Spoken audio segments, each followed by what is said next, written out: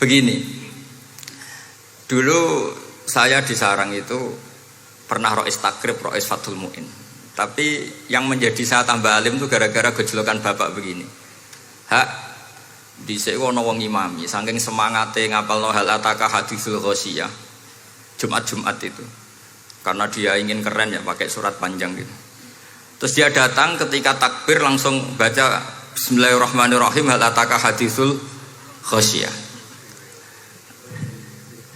Makmumnya bilang subhanallah.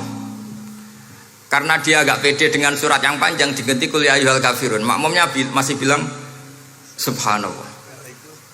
Sampai berkali-kali diganti surat kulhu, ya makmumnya tetap bilang subhanallah. Karena nggak tahu caranya mengingatkan kalau imam itu tidak baca Fatihah. Karena ada satu cara yaitu kon ngelingno ngangge napa? Subhanallah. Akhirnya wonten makmum sing nekat ora maca Fatihah.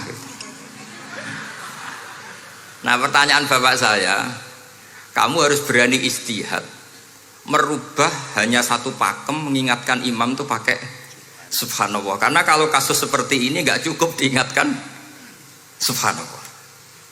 Niki adik-adik kira-kira batal mboten ngelingno imam muni ora maca Fatihah.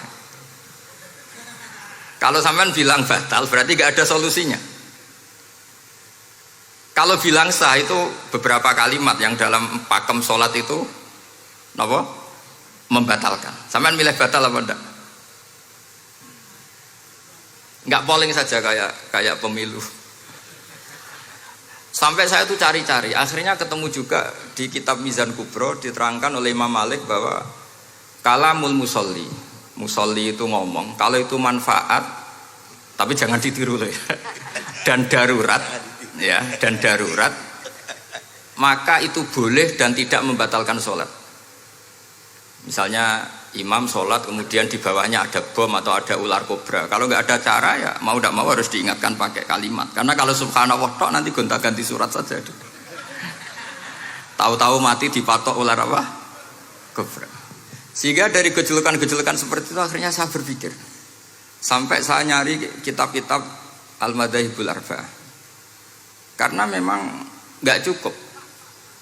Terus pertanyaan kedua kata bapak saya tentang tradisi misalnya orang-orang kampung kalau bikin batu bata itu dari tanah, kemudian kadang makjunun bisirjin, kadang dicampur dengan apa? Sirjin. Nggak usah diterjemah, ini sambil latihan bahasa Arab katanya. Masa pondok internasional nggak bisa bahasa Inggris sama bahasa Arab? Makjun ya. Ternyata mazhab Syafi'iyahnya membolehkan atau nganggap alatut tohara itu dua, alma wa turab. Tapi ternyata dalam mazhab Hanafi termasuk alatut tadhir atau alatut tohara itu an-nar, yaitu api. Alasan Abu Hanifah, orang mukmin yang banyak dosanya itu untuk masuk surga itu disucikan dulu di neraka. Artinya an-nar itu al-mutahhirah. Nar itu gunanya mensucikan. Sehingga batu bata karena sudah mengalami proses dibakar maka berarti suci meskipun makjunun bisirjin. Ya tapi jangan pakai tayamum, pakai apa? Nah, jadi kalau anda mandi junub atau nggak punya wudhu, kalau nggak ada turab sama apa? Air, ada solusinya yaitu wudhu pakai nar. Tapi itu jelas haram itu kalau itu, karena nggak mungkin nggak ada turab itu nggak mungkin.